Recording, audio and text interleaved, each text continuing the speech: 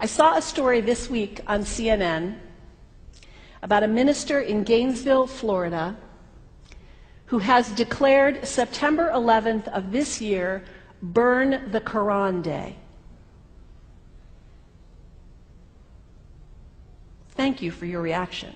That was mine. This guy is a minister at a non-denominational church called the Dove World Outreach Center. He said all kinds of disparaging, insulting, inaccurate things about Islam that I'm not going to repeat from this pulpit. His message is about hate and fear, and I can assure you there is nothing in the Gospels, there is nothing in the teaching of Jesus Christ that says anything about burning the holy texts of other traditions. It is not there. The proposed burning of the Quran is obscene. It is not the work of peace. It is not the work of understanding. It is not the work of building bridges. It is insanity. Now, the good news is there are a lot of groups, a lot of churches, even the National Association of Evangelicals, who are condemning this action and urging the church to cancel their event.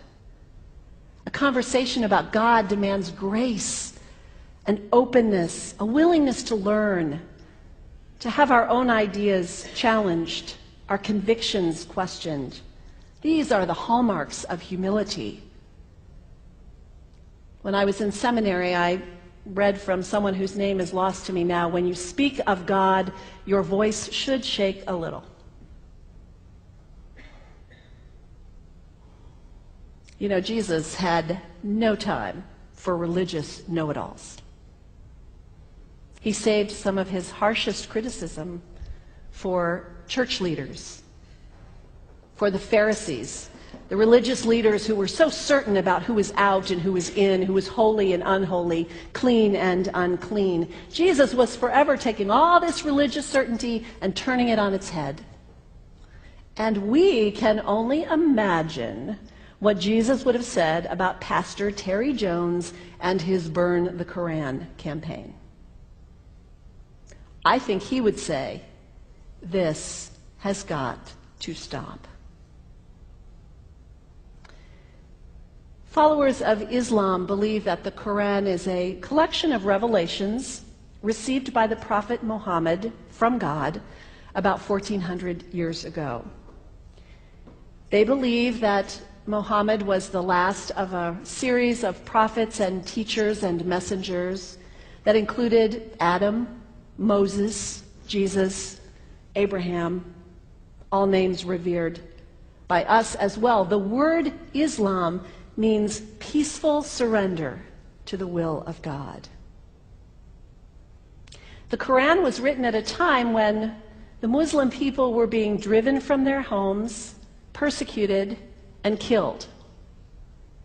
The Old Testament was written at a time when Jewish people were being driven from their homes, persecuted, and killed.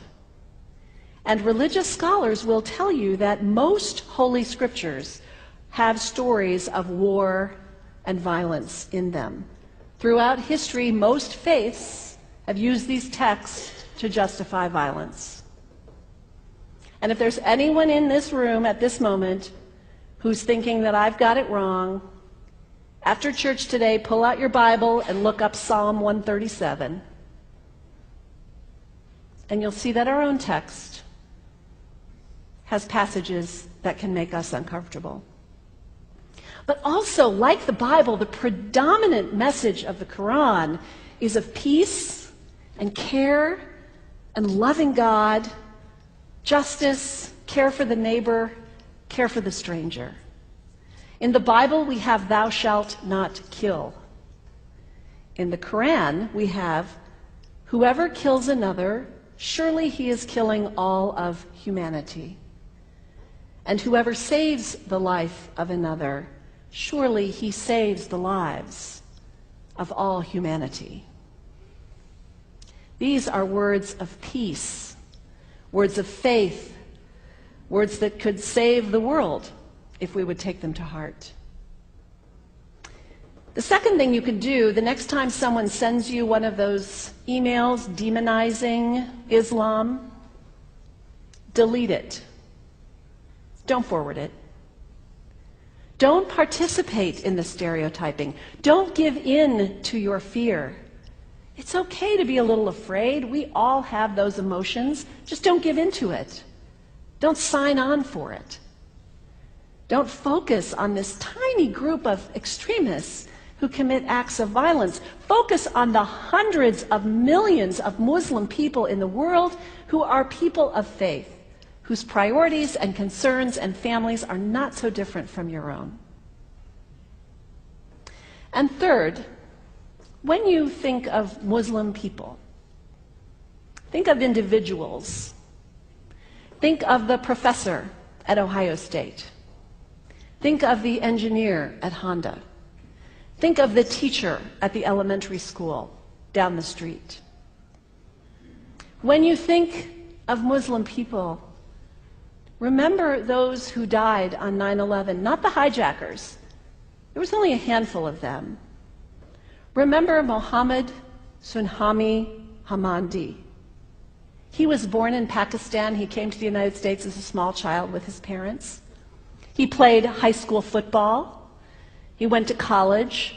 He became a part-time ambulance driver. He died, this Muslim young man, on 9/11, trying to rescue people and save lives. When you think of Muslim people, remember Mohammed Salahuddin Cloudhurry. He was a waiter at Windows on the World, which was at the top of the World Trade Center. He died that day. His wife had their baby 2 days later. When you think of Muslim people, remember Rama Salih.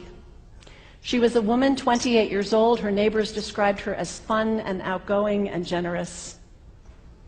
And she died on American Airlines Flight 11, 7 months pregnant with her first child. Remember the founder of the Islamic Circle of North America, who worked in the World Trade Center and also died on September 11th. That same group now is giving away tens of thousands of copies of the Quran in response to the campaign about burning the Quran. In the language of their own tradition, they are spreading words of faith and peace and hope.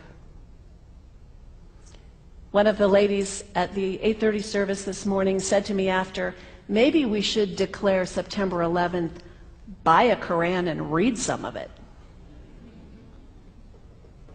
It is for us to share our message of love and hope and peace, but let us do it with grace and respect and above all, humility.